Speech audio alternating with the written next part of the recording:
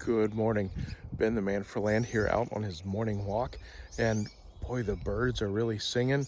Even though there's snow on the ground, we can tell that spring is right around the corner. I think we've got one more big storm coming up this weekend, and hopefully that's it. I know the birds hope that's it. But hey, before we got going this morning, we spent a little time on Wjjq talking about real estate stuff. So if you missed that spot, here, take a few minutes and you can listen in and get caught up. Ben, the man for land, Parsons, on with us now from RE/MAX Property Pros. Good morning, Ben. Good morning, Jeff. All right, Ben, what do you want to talk about here on this sunny Thursday morning? You know, this is kind of a last-minute thing. You know, I had other topics planned, but it seems like I've had several people reach out to me about, what it takes to become a licensed real estate agent here in the state of Wisconsin. Huh. So I thought I'd maybe throw some of the basics out there as to what it takes to get going. First of all, you've got to be at least 18 years old. And then the Wisconsin Realtors Association does require a 72-hour pre-licensing education course.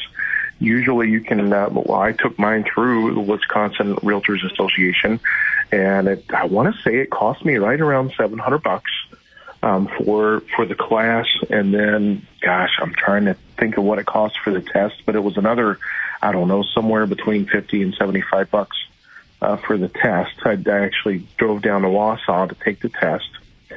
And of course you have to find a sponsoring broker or apply with a broker or a firm, so that once you become licensed and once you pass your test, then you've got a place to hang your hat or hang your shingle, however you want to put it, after that. So as far as the legal requirements, I mean, that's what it takes to get your license.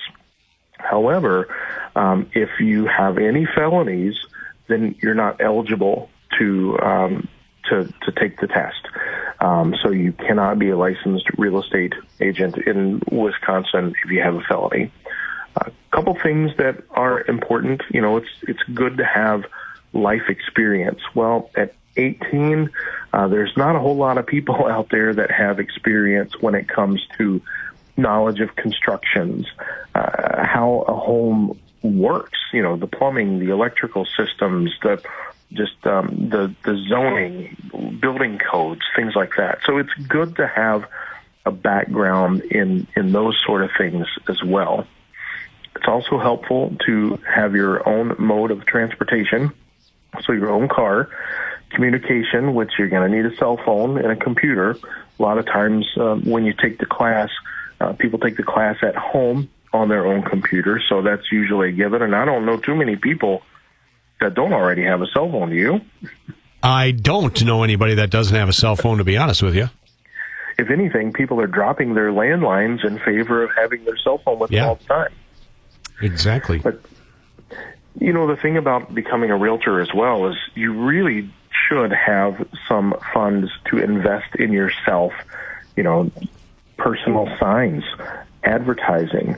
I mean, yes, it helps to know a lot of people when you're getting started. I think I say it all the time. This business, unfortunately, is more of a who you know than a what you know business. The problem is if you don't have a lot of what you know and you're just getting started, you don't want to biff these transactions with the people that you do know, because if you mess that up, they're not going to use you again. They're going to go with somebody. They're going to learn the hard way, and they're going to go with somebody that's got experience and knowledge of the laws, the paperwork, knowledge of homes and construction and land and things like that. So you don't want to ruin that what you know right off the bat, but it definitely helps when it comes to connecting with people. And Ben, I'm sorry. Go ahead. Finish your thought. Oh, I was just going to say it's going to cost you a lot up front as far as, a lot of driving. So you're going to have gas, insurance, a lot of time involved. And then once you do start making those sales, depending on your firm, they're going to have a deal worked out with you where the broker is going to take their cut of the commission. I mean, really what I would say, Jeff, is if I end up selling a listing that another firm has out there. When it all boils down and you pay your monthly fees, if your firm has fees, some don't, but the firms that typically have higher monthly fees, just for you to be there and work under their, hang your shingle there, they usually have deeper splits. So you may work for a firm right out the bat that doesn't have any monthly fees whatsoever, but they're probably going to take half of what commissions you bring in versus, I don't want to let too much out of the bag, but, we've got RE/MAX probably is the corporation that has the highest fees in the industry, but they're also the biggest industry, and a lot of business comes through the doors just because of the name that's known internationally. So we have great splits. We get to keep more of what we bring into the firm, but we do have some pretty high fees. And we've done the math, and if a person is a producer, you really get out there, you work hard, you sell a lot of properties, you're better off paying some fees, which actually come back to you in benefits like postage and marketing and advertising and all that kind of stuff. We're better off paying those fees per month and keeping more of what we bring in. Couple of questions that come to mind right off the bat for people that aren't familiar. How do realtors get paid? Because if you think of getting a regular paycheck, you've got another way of living coming your way. So when it comes to getting that paycheck, especially when you're first starting out, you better be sitting on a pile of cash because it might be a while before you get a paycheck, right? It is an investment, but, think about it. I went through a 4-year college program, got a forestry, a bachelor's degree in forest management. I mean, you think about what it costs to get that degree before you can even go out and get a job. It's the same way with real estate. Okay. You're going to have to invest in a lot of these startup, from the education to the advertising to the transportation and all that. And how we get paid is when we make a sale. So when that transaction is successfully and smoothly completed, there's a commission there. So it's 100% commission based. On the flip side of this, with the lawsuits we saw in other parts of the country last year, there's been a lot of talk of, maybe we do away with the commission and go towards an hourly, billable hours type situation. And honestly, I think that would be the worst thing for this industry, because if people are able to bill hours for every time they go on a showing, whether or not the person buys that house or not, you're going to see a lot of hours get racked up, and there's not a lot of incentive to have a smooth transaction, to have that be taken care of swiftly. So I think the commission-based pay is incentive for a good agent to do their best and to get the transaction done smoothly, successfully, and swiftly.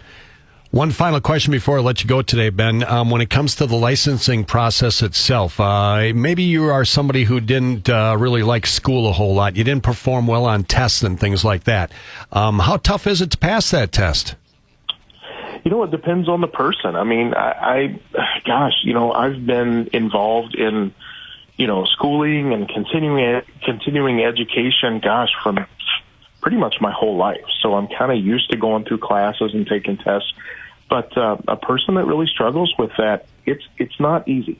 And I have talked to several agents that say it took them a few times before they passed.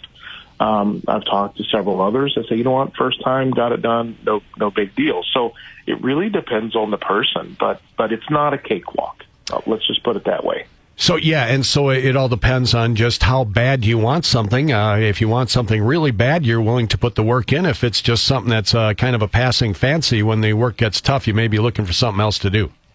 Exactly. When I first started in this, and it was definitely something I wanted to do, and if I didn't really want it, I would have given up my first year, because my first year, after all the showings, after all the traveling and writing offers and all that, before the end of my first year in December, I closed my first transaction that put, I believe when it was all said and done, it put about $1,200 back in my pocket. Huh. So my first year in real estate, thank goodness I had another full-time job that I was working at the same time.